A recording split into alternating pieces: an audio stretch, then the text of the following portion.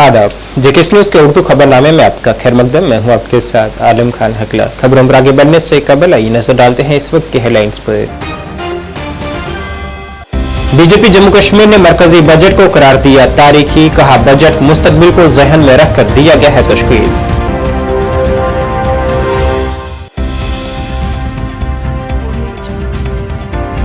Doctor Awais Ahmad ने बलिदान स्तंभ के काम की पेशरफ्त का लिया जायजा, 15 अगस्त तक काम मुकम्मल होने की जाहिर की उम्मीद।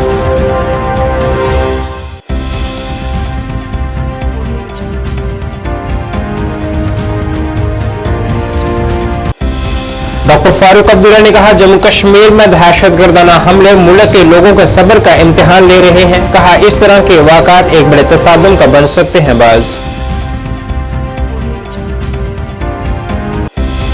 और शिबाना शाही ने असम्बली इंतखाबात में ताखीर के लिए मरकजी हुकूमत की तनकीद, 7 अगस्त की मीटिंग से कबल फारूक अब्दुल्ला से पीएचडी की कमजोरी पर मांगी सफाई। अब खबरें तफसील से।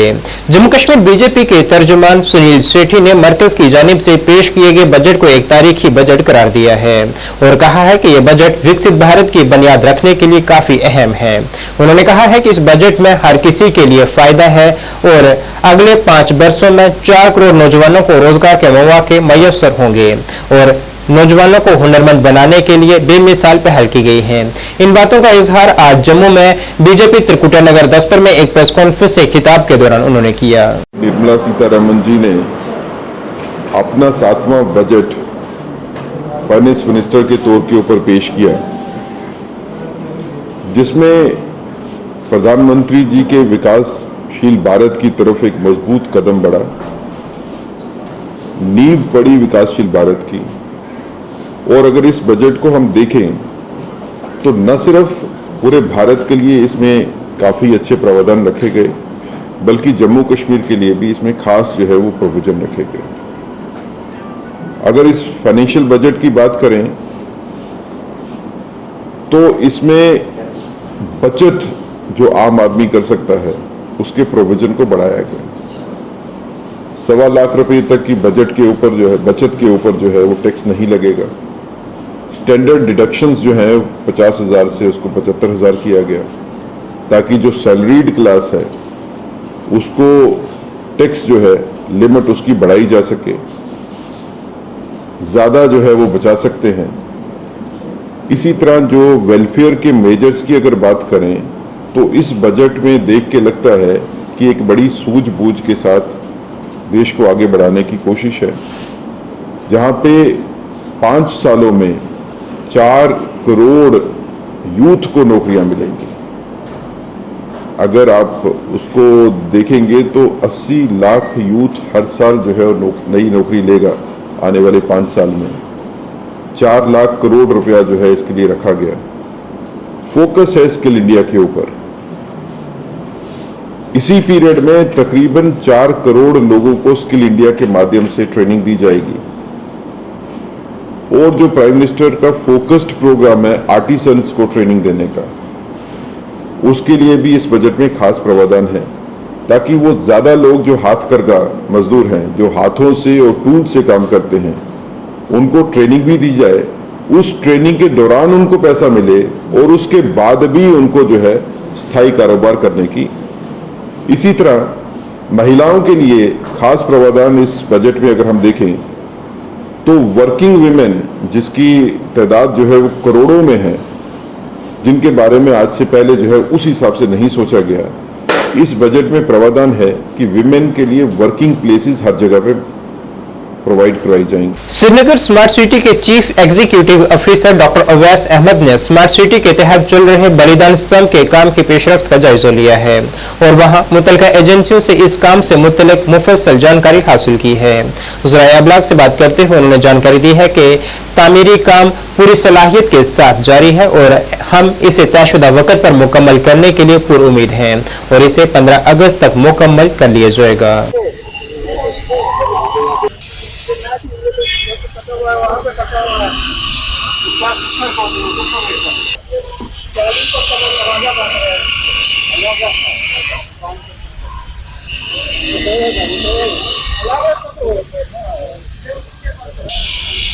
है, हमारी तो पूरी कोशिश है कि टारगेटेड टाइम पे हो। आप देख सकते हैं कि हर एक काम के लिए भी मल्टीपल टीम्स यहाँ पे लगी हैं जो डे और नाइट काम कर रही हैं, और आज जैसा मौसम है उसका भी ध्यान में रखते हुए काम कर रहे हैं। तो काम पूरी फुल जो जोरों शोर से चल रहा है, मुझे लगता है इससे फास्ट नहीं हो सकता है, मैक्सिमम कैपेसिटी पे चल रहा है, और हमें उम्मीद है आने वाले जो हमारे टारगेटेड टाइम है उस पर कंप्लीट हो जाए। नेशनल कॉन्फ्रेंस के सरबराह डॉक्टर फारूक अब्दुल्ला ने आज कहा है कि जम्मू कश्मीर में दहशतगर्दाना हमले मुल्क के लोगों के सब्र का इम्तिहान ले रहे हैं। उन्होंने खबरदार किया है कि इस तरह के वाक़ात एक बड़े तसादम का बास बन सकते हैं। उन्होंने कहा है कि हम चाहते हैं कि दोनों ममालिक के दरमियान अमन कायम हो, लेकिन इसके बरअक्स तसादम के लिए माहौल बनाया जा रहा है। हमें खदशा है कि अगर ये जारी रहा तो एक वक्त आएगा जब हिंदुस्तान बर्दाश्त नहीं करेगा और लोग चाहेंगे कि हुकूमत दहशतगर्दी को रोकने के लिए इकदाम करे। जम्मू कश्मीर में मुजवज़ा आल पार्टी मीटिंग के बारे में पूछे जाने पर NC सरबराह ने कहा है कि ये मीटिंग अगस्त में होने का इम्कान है और हम तारीखों को हतमी शक्ल दे रहे हैं। जहाँ हम लोग चाहते हैं कि दोनों मुल्कों में अमन आए, उसके बजाय अमन के बजाय ऐसा माहौल पैदा किया जा रहा है कि लड़ाई ना हो। हमें डर इस बात कि अगर ये चलता रहा है ऐसे तो कभी एक वक्त आएगा कि हिंदुस्तान इसको बर्दाश्त नहीं कर सकता और हिंदुस्तान के लोग चाहेंगे कि हुकूमत कोई कदम उठाए जिससे कि ये आतंकवाद जो ये बढ़ जाए। और इसमें कोई शक नहीं है कि आतंकवाद बढ़ रहा है और बड़े ट्रेंड लोग आ रहे हैं, इसमें कोई शक नहीं। अल्लाह करे कि हम इस मुसीबत से बच सकें। हम तो ये दुआ करेंगे कि अल्लाह उनको भी अक्ल लाए, इससे मामले हल नहीं होंगे, मामले और ख़राब होंगे। हम तो चाहेंगे तो उस पर बार बार सोचें और बार बार सोच के अमन की तरफ चलने की कोशिश करें। अल्लाह करे कि हम अमन देख सकें। डॉक्टर साहब, अभी तक सुन रहे थे कि मिलिटेंट्स क्रॉस बॉर्डर इन्फिल्ट्रेशन हो रही है, लेकिन ये कमांडोज का पहली बार हो रहा है। जी अब तो होगा, क्योंकि ट्रेंड लोग आ रहे हैं, ट्रेंड हो सकते हैं वो भी कमांडोज ही हों, क्या पता। क्योंकि जिस तरह से हमला कर रहे हैं तो काफ़ी ट्रेंड दिखते हैं, ये हमें खतरा, बहुत जबरदस्त खतरा है। सेक्टरियन क्लैशेस का होना कितना एक इंसानियत के लिए दबा है, बहुत जबरदस्त खतरा है। जम्मू कश्मीर पीपल्स पार्टी के सरबराह शिबन ऐशाई ने असेंबली इंतखाबात में ताखीर पर मोदी हुकूमत पर तनकीद की है। एक प्रेस कॉन्फ्रेंस से खिताब करते हुए उन्होंने कहा है कि नेशनल कॉन्फ्रेंस सरबराह डॉक्टर फारूक अब्दुल्ला और दीगर को 7 अगस्त की मीटिंग से कबल PAGD की कमजोरी पर सफाई पेश करनी चाहिए। उन्होंने कश्मीर से इंतजामी निज़ाम के खात्मे का मुतालबा किया है। उन्होंने कहा है कि मरकजी हुकूमत से जम्मू कश्मीर में अमन व अमान, बेरोजगारी और बिजली के बहरान पर उन्होंने गौर करना चाहिए। उन्होंने मरकजी हुकूमत से अपील की है कि इन तमाम मामलात पर तरजीह बुनियादों पर गौर किया जाए। शुक्रिया कि बड़े शॉर्ट नोटिस पे आप सब लोग यहाँ पे आए हैं। बहुत सारी जो पिछले कई महीनों की आपने सियासी जो डेवलपमेंट्स है उसके ज़िमन में जो हमारे एहसासात है, हमारे जज्बात है, वो हम आपके जरिए कौम के सामने रखना चाहते हैं।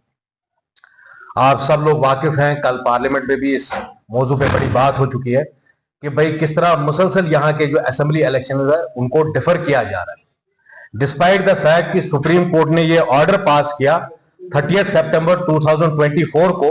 एक कॉन्स्टिट्यूशनल बेंच का ऑर्डर है कि भाई जम्मू कश्मीर में 30 सितंबर से पहले इलेक्शन जो है उनको मुनक्कद किया जाना चाहिए। और अभी भी हमें पता नहीं है कि गवर्नमेंट ऑफ इंडिया किस रीजन से इस इलेक्शंस को डिले कर रही है। आप जानते हैं हरियाणा और महाराष्ट्र के जो इलेक्शन है वो अक्टूबर में होने वाले हैं। इसी तरह जो झारखंड का इलेक्शन है वो नवंबर दिसंबर में होने वाला है। अब मुझे मालूम नहीं है, जब डीडीसी के इलेक्शन हो सकते हैं, बीडीसी के इलेक्शन हो सकते हैं। हमें पता है डीडीसी काउंसिल के जो इलेक्शंस थे वो 2020 में हुए, पार्लियामेंट के इलेक्शन अभी 2024 में हुए। कभी ये मिलिटेंसी का रीजन लेकर, कभी लॉ एंड ऑर्डर की कोई सिचुएशन का बहाना बना के कब तक बीजेपी इस इलेक्शन से भागने वाली है, ये सवाल हम वक्त की हुकूमत से करना चाहते हैं, नरेंद्र मोदी से करना चाहते हैं, एनडीए हुकूमत से करना चाहते हैं कि क्या जम्मू कश्मीर के जो लोग हैं, जो आईन में कॉन्स्टिट्यूशनल राइट्स है, क्या वो हक जम्मू कश्मीर के लोगों का नहीं है? क्या इनका हक नहीं था कि यहां का जो बजट है वो यहां की लेजिस्लेटिव असेंबली में जो है वो डिस्कस किया जाए? कब तक ये डिसएनफ्रेंचाइज करते रहेंगे जम्मू कश्मीर के लोगों को? कब तक ये जम्मू कश्मीर की जो आवाम है उसको कमजोर करते रहेंगे?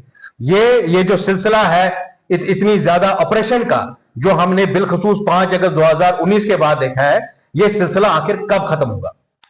दूसरी बात जो हम दिल्ली वालों से कहना चाहते हैं, जो बाबू राज इन्होंने हम पे मुसलत किया है, जिस तरह की बर्बरियत आज जम्मू कश्मीर में हो रही है, कुछ दिनों पहले आपने देखा कि पटन में चैनबल में क्या हुआ, सोपोर में क्या हुआ, पीने के पानी के लिए, बिजली के बिलों के लिए लोग जो है वो सड़क पे जो है सरापा एहतिजाज हो रहे हैं। तो ये अलमिया है, ये आज की हुकूमत को ये सोचना चाहिए कि आखिर उन्होंने 5 अगस्त के बाद क्या हासिल किया है जम्मू कश्मीर में, इस पर उनको नजरसानी करने की जरूरत है।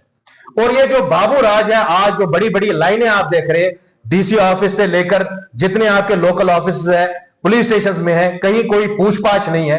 पीने के पानी की किल्लत है आज जम्मू कश्मीर में। ये बात मैं कुछ आदाद शुमार आपके सामने रखना चाहता हूं। 35% रिडक्शन है in the flow of river Jhelum. Boys higher secondary school में आज टीचर्स एसोसिएशन की जानिब से एक खून अतिया कैंप मुनक्किद किया गया है, जिसमें तकरीबन 60 यूनिट खून का अतिया पेश किया गया है। इस मौके पर additional deputy commissioner Kupwara Mohammad Rauf Rehman ने भी खून का अतिया पेश किया है। इस डोनेशन कैंप में chief education officer Kupwara Abdul Majeed के अलावा जिले के असातिज़ा और डिस्ट्रिक्ट सदर मोहम्मद जाफर भी मौजूद थे। एडीसी कुपवाड़ा अपने फराइज अंजाम दे रहे हैं। 3000 स्कीम आपका, आप सबका। And we are answerable before the God. So the deeds we do here, we will get that here. हमारी मेडिकल टीम जो एजेंसी हमारा चाहिए है, लेड बाय डोनेशन से। जब हम किसी मुसीबत में एक दूसरे को काम ना आएंगे, तो फिर ये जिंदगी का मकसद सिर्फ खाना पीने के लिए नहीं है। अब देखो, हमारे केरन में एक टीचर की डेथ हो गई, लास्ट टाइम हमारे और टीचर्स की डेथ हो गई। तो पढ़ाने के साथ साथ टीचरों का एक कलीदी रोल है to bring the society on the right path, जहाँ पे ड्रग्स ना हो, जहाँ सफाई हो, जहाँ पे ब्लड डोनेशन हो, क्योंकि हमारा मुहर्रम का महीना ही चल रहा है और सेक्रीफाइस का एक जो करबला का, या जो हम बोल रहे हैं कि इमाम हसन और इमाम हुसैन की मतलब शहादत, और वो जज्बे एहसार के साथ ये मौजून मौका था। और गवर्नमेंट हायर सेकेंडरी स्कूल में teachers association, Jammu Kashmir teachers association, खासकर कुपवाड़ा की यूनिट ने 60 ब्लड पॉइंट्स का जो टारगेट फिक्स किया था, इंशाअल्लाह रहमान वो इनकी ख्वाहिशों, इनकी कोशिशों और लोग बहुत ज्यादा अप्रिसिएशन की। उसको अब हमने उसको सिलसिले को अब हमारे जो डोनर्स हैं उनको दूर होता था डिस्ट्रिक्ट हेडक्वार्टर से श्रीनगर आने के लिए, तो हमने ये सोचा कि हम इसको कंटिन्यू करें बट इन डिस्ट्रिक्ट्स करें। तो कुपवाड़ा अब सबसे वैली का पहला डिस्ट्रिक्ट बन गया है जिसने शुरू किया है। मेरी उन डोनर्स को जिन्होंने यहाँ पे आज शमूलियत की, उनको मेरी तरफ से खराज तहसीन मुबारकबादी, क्योंकि उन्होंने कम्युनिटी के लिए कुछ कंट्रीब्यूट किया। रही बात हमारे प्रोग्राम्स की, देखिए ब्लड डोनेशंस ही हमारा एक मोटिव नहीं है। हमने एंटी ड्रग प्रोग्राम कुपवाड़ा से शुरू किया, थ्रू आउट वैली वो चला।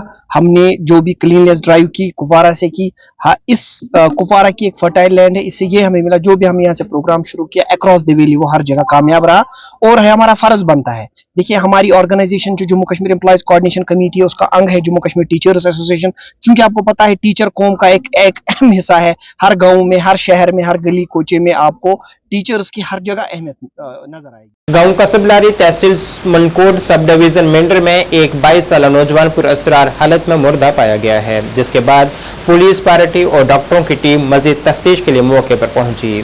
बीएमओ मेंढर डॉक्टर इशफाक चौधरी ने जानकारी दी है कि मौत की वजह मालूम करने के लिए लाश को सब जिला अस्पताल मुंतकिल किया गया। मतवफी की शिनाख्त मोहम्मद रुखसार वल्द मोहम्मद गफूर उम्र 22 साल साकन मेंढर सब डिवीजन जिला पुंछ के गाँव कसबलारी के तौर पर की गई है।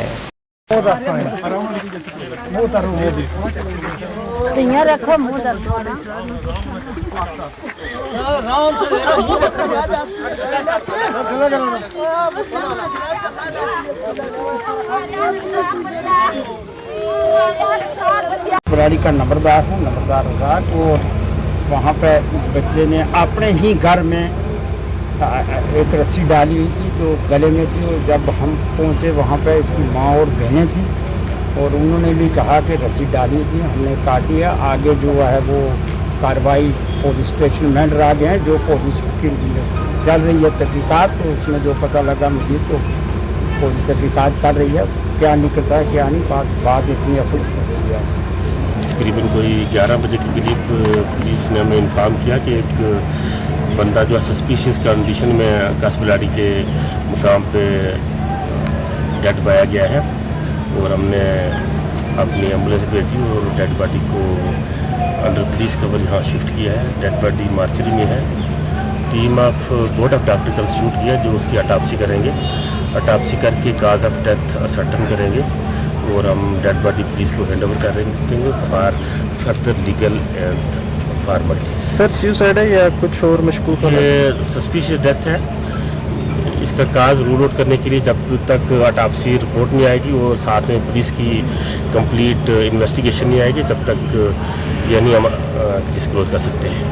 पीडीपी लीडर अजीम मलिक, साबका सरपंच फजलाबाद आरिफ मनहास, रिटायर्ड एसआई मकबूल चौधरी, एनसी लीडर इखलाक मलिक, रहमतुल्लाह मलिक और दराबा इलाके के दीगर सरकर्दा शहरियों ने दराबा सुरनकोट में डीडीसी सुरनकोट ए शाहनवाज चौधरी की क़यादत में आज कांग्रेस जमात में शमूलियत इख्तियार की है, जिनका जमात में पुरतपाक इस्तकबाल किया गया है।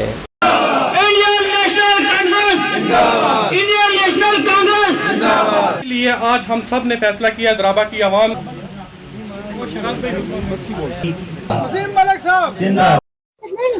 जनाब, मेरा नाम मोहम्मद आरिफ मनास, मैं फजलाबाद का रहने वाला हूँ। आज जो दराबा में नेशनल कांग्रेस की शाहनवाज के अंदर मीटिंग हुई, इस मीटिंग में हमने शमूलियत की और आज मैं पीडीपी का 20 साल से वर्कर था और पीडीपी को वोट देता रहा। आज हमें पीडीपी छोड़कर कांग्रेस में शामिल होना पड़ा। पीडीपी हमला पड़ा सर, इसमें ये रहा कि जो यहाँ के लोकल पीडीपी के लीडर थे या कारकुन थे, उन्होंने हमें कभी नहीं पूछा कि आपको कोई परेशानी है। जब हम उनके पास जाते रहे और लोगों के काम लेकर, क्योंकि मैं एक सरपंच हूँ, लोगों के काम जो मेरे पास आते थे मैं आगे किसी को बताता था, लेकिन हमारे सुनने वाला कोई नहीं था और इसलिए हमने शाहनवाज को चुना। शुक्रिया अदा करना चाहता हूँ खास तौर पे आज अजीम मलिक साहब जो एक सरपंच हैं, इखलाक मलिक साहब हैं, रिटायर्ड इंस्पेक्टर के तरफ से मकबूल साहब हैं, आरिफ मनास साहब है एक सरपंच, रहमतुल्लाह मलिक साहब हैं और इनकी क़यादत में और बहुत सारे साथियों ने आज कांग्रेस पार्टी ज्वाइन की है। मैं उन सब का शुक्रिया अदा करना चाहता हूँ। कांग्रेस पार्टी का कारवां दिन ब दिन सुरनकोट में बढ़ता जा रहा है। लोगों को कांग्रेस पार्टी के ऊपर भरोसा है और इंशाल्लाह जीत कांग्रेस पार्टी की होगी। और आपने जहां तक परेशानियों के जिक्र किया, बहुत समस्याएं लोगों की, बहुत परेशानी है सुरनकोट में। पिछले कई सालों से जो है ये इग्नोर्ड इलाका रहा है। यहाँ की सड़कों की बदतर हालत है। यहाँ ज्यादातर गाँव में सड़क है ही नहीं है, जहाँ है सड़कें उनकी बदतर हालत है, वो चलने के लायक नहीं है। बिजली की परेशानी है, पानी की परेशानी है, एजुकेशन का निज़ाम ठप है, तो ये हेल्थ की कोई फैसिलिटीज नहीं है। तो लोग बहुत सालों से परेशान हैं और यहाँ जो नारे लगते रहे आज तक, और उन्हीं पे लोगों को जो एक्सप्लॉइट करके रखा और किसी तरक्की का काम नहीं हुआ। जिला अनंतनाग की आशा और आंगनबाड़ी कारकुनान ने अपने हकीकी मुतालबात को हल करने के लिए एक कन्वेंशन का इनेकाद किया है। जनूबी कश्मीर के अनंतनाग जिले में मुनक़दा इस तकरीब में मुख्तलिफ मुअज़्ज़िज़ीन ने शिरकत की है। उन्होंने हुकूमत पर जोर दिया है कि वह तमाम लेबर कवानीन के तहत उन्हें मजदूरों के तौर पर दर्जाबंदी कर रहे कम अज कम उजरत और समाजी तहफ़्फ़ुज़ फराहम करे और माकूल माश को यकीनी बनाए। कन्वेंशन ने कश्मीर भर से आए हुए मंदूबीन का भी खैर मकदम किया है। इस तकरीब का एहतमाम Asha anganwadi state federation of Jammu Kashmir के ज़ेर एहतमाम किया गया था, जो कि ट्रेड यूनियन कोऑर्डिनेशन सेंटर से मुंसलिक है। मगर को भी जो हमने यहाँ से कोशिश की है वो उनका हल वो कहाँ पर करेगा।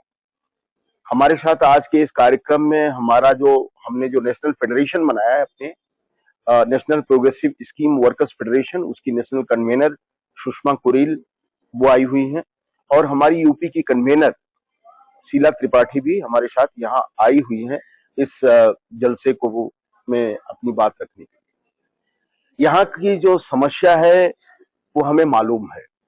हमारे जो जम्मू कश्मीर के लीडरान हैं और खास करके जो हमारी आशा आंगनबाड़ी की लीडर्स हैं, शाहिना और हामिदा, इनके थ्रू हमें बीच बीच में बात होती रहती है और इन्होंने बहुत बार हमें अपनी मुश्किलों के बारे में हमें रूबरू कराया है। और मैं समझता हूं कि ये समस्याएं यहाँ के सियासतदारों के द्वारा पैदा की गई हैं। अगर इसको ठीक से सही से मरकजी सरकार के पास और जम्मू कश्मीर के एडमिनिस्ट्रेशन के पास सही ढंग से पेश किया गया होता तो शायद अब तक इसका समाधान हो गया होता, लेकिन कोई बात नहीं, पहले नहीं हुआ तो अब हो सकता है। हमने बीड़ा उठाया है। हम लोग रेवोल्यूशनरी नेशनलिस्ट फोर्सेस हैं। हमने इस मुल्क को आजाद कराया है और इस मुल्क को अगर आजाद रखना है और इस मुल्क में को अगर वास्तव में एक डेवलप नेशन करना है, तो जो हमारे देश के कामगार हैं उनको हमें सामाजिक सुरक्षा देनी पड़ेगी, सोशल सिक्योरिटी देनी पड़ेगी, मिनिमम वेज देनी पड़ेगी। महकमा समाजी बहबूद और महकमा यूथ सर्विसेज एंड स्पोर्ट्स डोडा ने एक मुतासिरकुन बैन ब्लॉक जिला सतही लड़कियों के वॉलीबॉल टूर्नामेंट का इनेकाद किया है। ये तकरीब बेटी बचाओ बेटी पढ़ाओ पहल का हिस्सा थी। 17 ब्लॉक्स की बासलाहियत नौजवान खिलाड़ी इसमें शिरकत कर अपनी सलाहियतों का मुजाहरा कर रहे हैं। डिप्टी कमिश्नर डोडा हरविंदर सिंह समेत मुअज़्ज़िज़ीन ने लड़कियों की हमागीर तरक्की और बाअख्तियार बनाने के लिए ऐसे इकदाम की अहमियत पर जोर दिया है। मुस्कान देवी, जोरदार तालियां होनी चाहिए। उसके बाद मुस्कान देवी सभी बच्चों के लिए यूनिफॉर्म यहाँ पे प्रोवाइड की गई है और आपकी देख रेख में जो ये टूर्नामेंट आपकी और सुपरविजन में जो है ये टूर्नामेंट यहाँ पे होने जा रहा है, तो इन सभी बच्चों को यूनिफॉर्म डिस्ट्रीब्यूट की जा रही है। इसके बाद जून बाला से ये बच्ची है,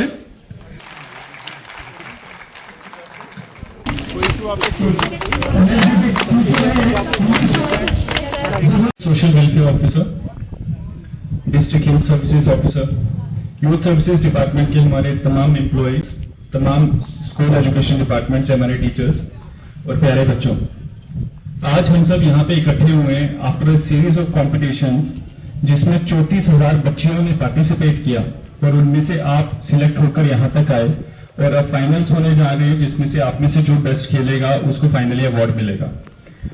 ये जो सारी चीजें हो रही है, मैं देख रहा हूँ आप सब गर्मी में बैठे हैं तो मैं ज्यादा टाइम नहीं लूंगा। ये सब जो चीजें हो रही है ये बेटी बचाओ बेटी पढ़ाओ अभियान के अंतर्गत हो रही है कि जिसमें हमारे माननीय प्रधानमंत्री जी का एक लक्ष्य है कि हमारी बच्चियों को कोई भी कमी न रहे, हमारी बच्चियां हमारे बच्चों की बराबरी, इनफैक्ट उनसे आगे बढ़े, उनसे ज्यादा कुछ अचीव कर पाए और देश का नाम रोशन करें। और उसके डिविडेंड्स जैसे अभी बताया गया, हमारी बच्ची मनु भाकर जो कि एक शूटर है, उन्होंने ओलंपिक्स में हमें एक ब्रॉन्ज मेडल दिलाया। मुझे उम्मीद है कि हमारी डोडा की बच्चियां भी उतनी ही टैलेंटेड हैं क्योंकि इसी बेल्ट से बच्चियों ने चेस में अपना, जैसे हमारी आरुषि कोतवाल है वो चेस में अपना परचम लहरा चुकी हैं। इसी एरिया की हमारी बच्ची है शीतल जिसने पैरालंपिक्स में गोल्ड मेडल लाई और देश का नाम रोशन किया। तो बच्चों आप उनसे किसी से अलग नहीं हो, ये चीज अगर आप अपने दिल में बैठा लोगे कि वो भी आपके जैसी हैं, आपकी जैसी नेचर है, आपकी जैसी स्कूलिंग है, आपके जैसा ही उनका रहन सहन है, अगर वो देश में अपना परचम लहरा सकते हैं तो आप क्यों नहीं। तो इसीलिए ये सारी जो एक्टिविटीज हैं सिर्फ और सिर्फ आप में कॉन्फिडेंस इंस्टिल करने के लिए है कि आप किसी से कम नहीं हो। ये सब एक्टिविटीज चलती रहेंगी, आप निकल जाएंगे, आपके बाद आपके छोटे बच्चे आएंगे, वो आएंगे, बट मुझे जो लगता है इन सब एक्टिविटीज का एक ही मकसद है कि आप बच्चों में कॉन्फिडेंस जगाना कि आप ऊंचे ऊंचे सपने ले सको और उनको अचीव कर सको। बदरवा हल्के के पनशाई गांव में बीजेपी किसान मोर्चा का सम्मेलन मुनक्किद हुआ है। इस मौके पर साबका एमएलए दलीप सिंह परिहार मेहमान खसूसी थे। उन्होंने किसानों के लिए पीएम मोदी की स्कीमों पर रोशनी डाली है। इस प्रोग्राम में 250 से ज्यादा किसानों ने शिरकत की है। जनता पार्टी जिंदाबाद, भारतीय जनता पार्टी जिंदाबाद, श्री नरेंद्र भाई मोदी जी जिंदाबाद, श्री डॉक्टर जितेंद्र सिंह जी जिंदाबाद, श्री जेपी नड्डा जी जिंदाबाद, श्री रविंद्र रैना जी जिंदाबाद, श्री अशोक कौल जी जिंदाबाद। और सबसे पहले प्रायोरिटी जो है हम भद्रवा जो हमारी कॉन्स्टिट्यूंसी उन्हीं लोगों को देंगे, वो वहाँ हमारे बच्चे जो है लगेंगे। उसके बाद वहां से भद्रवा से ही डलोजी के लिए एक नेशनल हाईवे दूसरी बन रही, क्योंकि सराफ जी जो कि हमारे जनरल सेक्रेटरी हैं जिला डोडा के, वो भी इसमें आए थे और हमारे जिला के प्रधान जो है राकेश चाड़क जी, ये भी इस सम्मेलन में आए थे। इन्होंने ये सम्मेलन को तैयार किया है और भी बहुत सारे लोग जो थे वो इस सम्मेलन में आए और किसानों की जो जितनी भी स्कीमें थी वो उनको सुनाई गई और जो भी मोदी जी की स्कीमें हैं किसानों के लिए उनके बारे में भी उनको अवगत किया गया। तो क्या समझते हैं आप, जिस तरह से जो है भारत सरकार जो किसानों के लिए सोच रही है, तो इन स्कीमों को किस तरह से आप लोग जो है घर घर तक पहुंचाएंगे? हमारा जो भी वर्कर है वो बहुत तेज है। हमारे किसान मोर्चा है, उनका जिला का प्रधान है, मंडल प्रधान है, शक्ति केंद्र इंचार्ज है, बूथ इंचार्ज है, तो वो लोगों तक जगह जगह तक ये स्कीमें जो पहुंचाएंगे। मगर इस बार हमने किसानों के लिए एक डिमांड की है कि सूखा पड़ा हुआ है, पानी सूख गया है, फसल खत्म हो चुकी है, घास तमाम खत्म हो चुका है। तो हम इस बार कह रहे हैं कि आम लोगों को फ्री राशन दिया जाए और घास का बंदोबस्त गवर्नमेंट जल्दी से जल्दी करे, ताकि इन लोगों की जो एक एक दो गाय घरों में रखी है वो उसकी परवरिश की जाए। एक समय था दलीपी यहाँ पर जो है रोड्स वगैरह कुछ नहीं थी। आज यहाँ पर हम देख रहे हैं कि हर गांव में रोड पहुंची है और अब जो है लोग कहीं पर कॉलेज की डिमांड है, कहीं पर बैंक की डिमांड है, कहीं पर पानी की डिमांड है। तो क्या आपने इन लोगों को आश्वासन दिलाया? एक्चुअली क्या है कि 2014 के बाद, 2014 से पहले क्या था हिंदुस्तान और 2014 के बाद क्या है। 2014 से पहले हमारा हिंदुस्तान जो था वो 11वें नंबर पे था और आज हमारा हिंदुस्तान जो है वो 5वें नंबर पे है। और जल्दी ही जैसे ही नरेंद्र भाई मोदी जी बता रहे हैं कि हमने इसको तीसरे नंबर पे लाना है, जैसे ही तीसरे नंबर पे हिंदुस्तान आएगा हमारी वीटो पावर बन जाएगी। तो बहुत सारी स्कीमें जो हैं नरेंद्र मोदी जी ने लागू की हैं, जैसे PMAY मकान है वो सबको मिल रहे हैं। उन्होंने कहा है, वादा किया है कि 2025 तक कोई गांव ऐसा नहीं रहेगा जहां पक्का मकान नहीं बनेगा। 2025 तक कोई ऐसा घर ऐसा गांव नहीं रहेगा जहां पानी नहीं पहुंचेगा और कोई गांव ऐसा नहीं रहेगा जहां सड़क नहीं पहुंचेगी, कोई गांव ऐसा खाली नहीं रहेगा जहां पे बिजली नहीं पहुंचेगी। Association of retired non gazetted police ऑफिसरान की जानिब से आज डिस्ट्रिक्ट पुलिस लाइन बानीपुरा में एक पुरवकार तकरीब का इनेकाद किया गया है। इस तकरीब की सदारत SSP बानीपुरा लक्ष्य शर्मा ने की है, जिनके साथ एसोसिएशन के चेयरमैन भी मौजूद थे। तकरीब के दौरान रिटायर्ड पुलिस ऑफिसरान ने SSP बानीपुरा के सामने अपने मुतालबात और शिकायत पेश की, जिन्होंने उन्हें बर वक्त हल करने का यकीन दिलाया है। SSP लक्ष्य शर्मा ने अपने खिताब में मुअज़्ज़ज़ रिटायर्ड पुलिस ऑफिसरान की देखभाल की अहमियत पर जोर दिया और इस बात का अयादा किया है कि इनके खदशात को दूर करना महकमे की जिम्मेदारी है।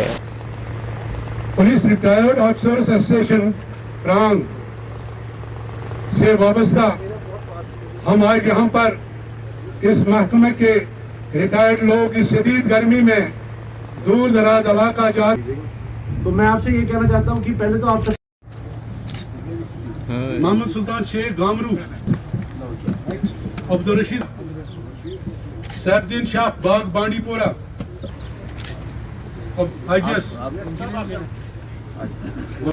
मोहम्मद अनवर, खजर मोहम्मद लोन, बख्तौर गुरेज। फोटो शोटो खोला आपने, क्या कर रहे हैं? गुलाम पढ़ा लिखा है तो पढ़ा लिखा 08 मंजूर अहमद शाह, पढ़ा लिखा है तो सनाउल्लाह शाह कोयल मुकाम, अब्दुल रशीद।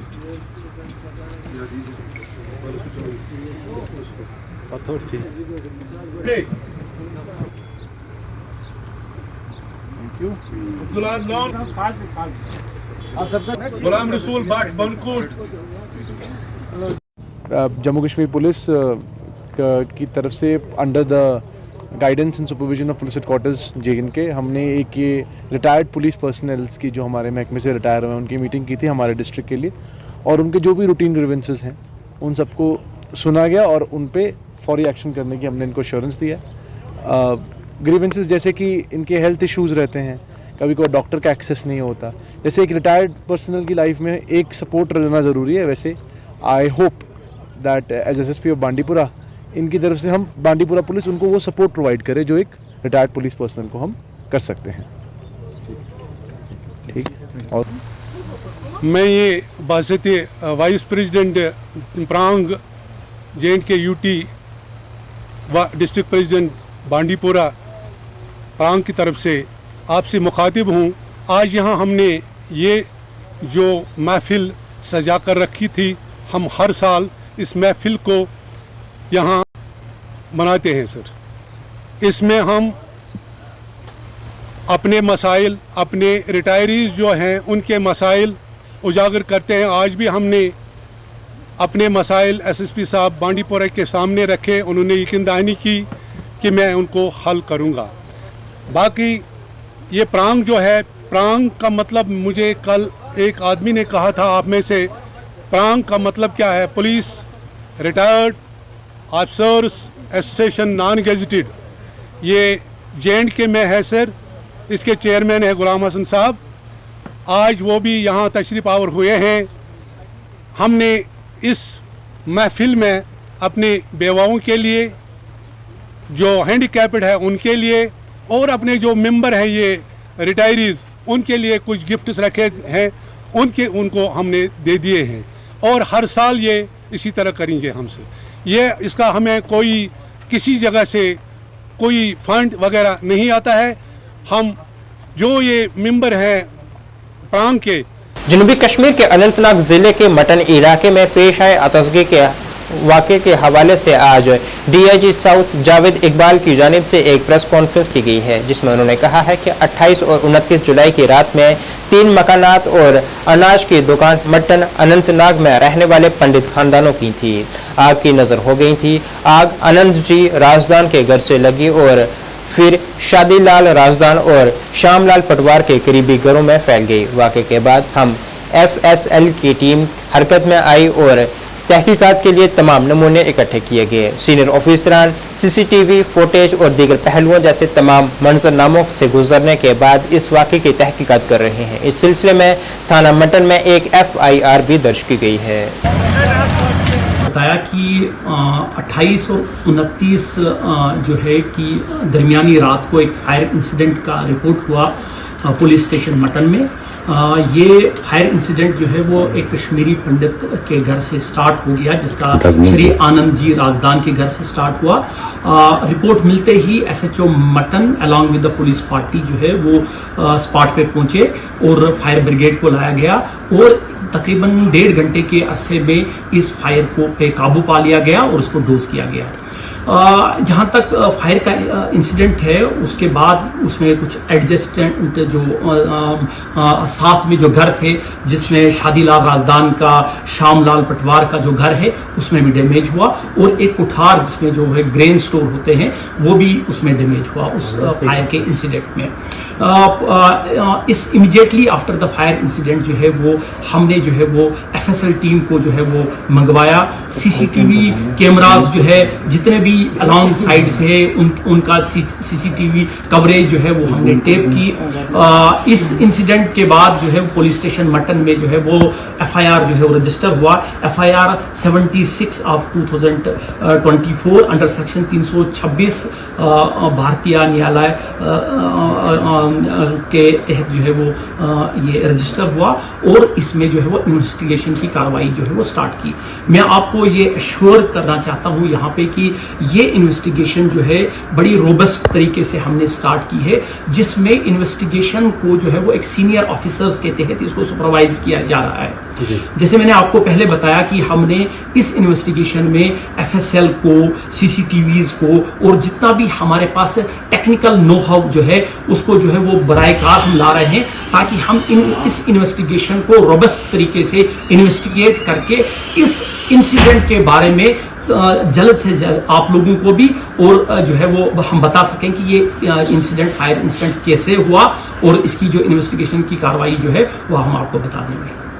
आम आदमी पार्टी की जानिब से आज जम्मू में एक एहतजाज किया गया है, जिसमें उन्होंने दिल्ली के वज़ीर आला अरविंद केजरीवाल की रिहाई का मुतालबा किया है। मुजाहिरीन का कहना था कि बीजेपी ने पूरे मुल्क में तानाशाही का रवैया अपनाया हुआ है और इसी तानाशाही को अगर कोई खत्म कर सकता है तो वो महज आम आदमी पार्टी है और यही वजह है कि बीजेपी आपको पूरी तरह से खत्म करने की कोशिश कर रही है, मगर वो कभी अपने मंसूबों में कामयाब नहीं होगी।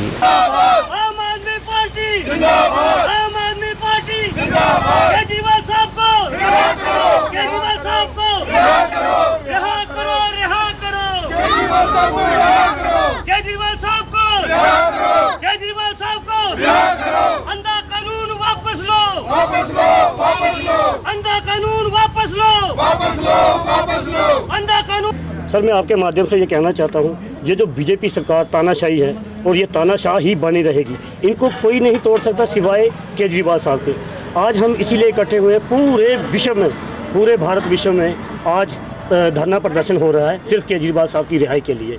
इन्होंने केजरीवाल साहब को बिना किसी कसूर के, बिना किसी एविडेंस के इन्होंने जेल में रखा हुआ है। आप देखिए कि मनीष सिसोदिया जी, सत्येंद्र जैन जी और हमारे केजरीवाल साहब जी, इन्होंने लोगों के लिए इतने अच्छे काम किए हैं, स्कूल बनाए हैं, हॉस्पिटल बनाए हैं। इनको ये जो बीजेपी सरकार है, ये तानाशाही सरकार है, इनको ये हजम नहीं हो रहे हैं। इनको रोकने के लिए सिर्फ एक केजरीवाल साहब ही हैं जिनसे ये डरते हैं, इसीलिए उनको रिहा नहीं कर रहे हैं। आज इस कितने दिनों से केजरीवाल साहब की हालत जो नाजुक बताई जा रही है, उनको इंसुलेशन दवाई नहीं दे रहे हैं, इंजेक्शन नहीं दे रहे हैं। 8 किलो वजन उनका कम हो चुका है। क्या ये सरकार अंधी पैरी है? इनको दिखाई नहीं देता? ये खुद के मिनिस्टर जितने भी इनके हैं बीजेपी के, ये सब खुलेआम बदमाश चोर घूम रहे हैं। इनको कभी नहीं किसी ने अरेस्ट किया। हमारे केजरीवाल साहब को ईडी के जरिए इन्होंने गिरफ्तार करवाया। ईडी से अब कुछ नहीं हासिल हुआ, अब इन्होंने सीबीआई लगा दिया। सीबीआई से भी कुछ नहीं मिलेगा। क्या हमारे केजरीवाल साहब को ये जानलेवा हमला कर रहे हैं? ये उनको सीधी उनकी नीति है कि केजरीवाल साहब जी को जिंदा बाहर नहीं आने दे रहे। ये क्यों ऐसा कर रहे हैं? ये आपके माध्यम से हम सीधा नरेंद्र मोदी जी को और अमित शाह जी को ये खुली चेतावनी है हमारी कि उनको ये शरेआम बाहर निकालें। और यही हमारा इनसे अनुरोध भी है और चेतावनी भी है। हाथ जोड़ ले हमने जितने जोड़ने थे, अब हम सीधा चेतावनी देते हैं हमारे केजरीवाल साहब को रिहाई दीजिए। नाज़रीन, इस वक्त के उर्दू बुलेटिन में बस इतना ही। मुझे मेरी टीम के साथ दीजिए इजाज़त। अल्लाह हाफिज़।